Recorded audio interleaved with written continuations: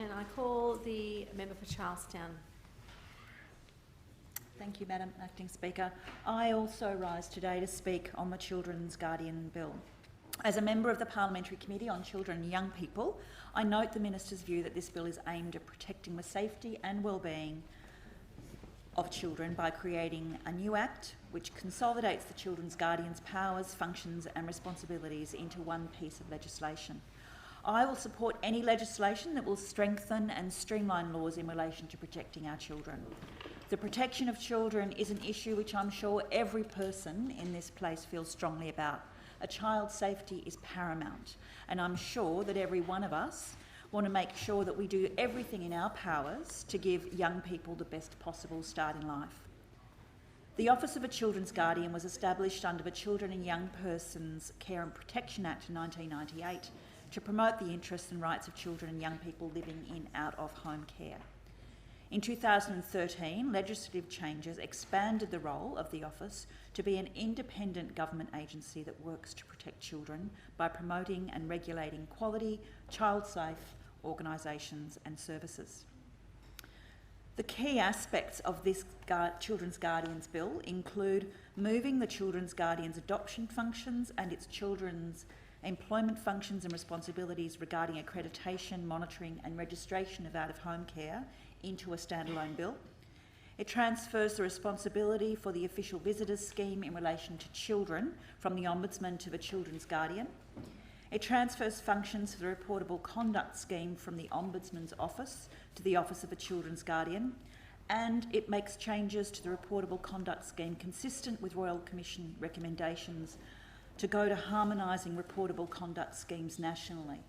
The bill extends the reportable conduct scheme to cover the outside work conduct of employees of public authorities, including local councils, employees which are required to or do hold a Working with Children check.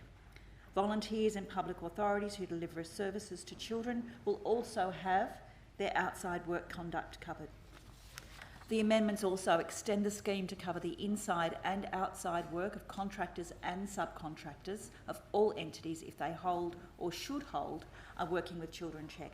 The bill also extends the reportable conduct scheme to consistently cover religious bodies, and it imposes a statutory obligation on agencies to investigate allegations of reportable conduct, prescribing a notification timeframe of 7 days and 30 days. I particularly wanted to contribute to the debate on this bill due to my role as a member of the Parliament's Joint Committee on Children and Young People. The committee provides an oversight role for both the Advocate for Children and Young People and the Children's Guardian in relation to Working with Children checks functions. The functions of the committee are currently legislated as being to monitor and review the exercise of the Children's Guardian functions under the Child Protection Working with Children Act, to report to both Houses of Parliament with such comments as it thinks fit on any matter relating to the exercise of the Children's Guardian's functions under the Child Protection Working with Children Act, to which, in the opinion of the Joint Committee, the attention of Parliament should be directed. And the legislation currently says nothing in this part authorises the Parliamentary Joint Committee to investigate a matter relating to particular conduct. In Schedule 5, the bill before us clarifies just what the Joint Committee can and cannot investigate. The bill says that nothing in this part authorises the Parliamentary Joint Committee to investigate a matter relating to particular conduct, including conduct under Part 4 of the Children's Guardians Act, or to review a decision to investigate, not to investigate, or to discontinue investigation of a particular matter, or to review the findings, recommendations, or other decisions of the Children's Guardian in relation to a particular matter. And I wanted to bring this clarification to the attention of members and also to have it noted on Hansard, and thank you Hansard, because occasionally committee members receive representations from members of the community who want the committee to take an investigative role into decisions made by the Children's Guardian.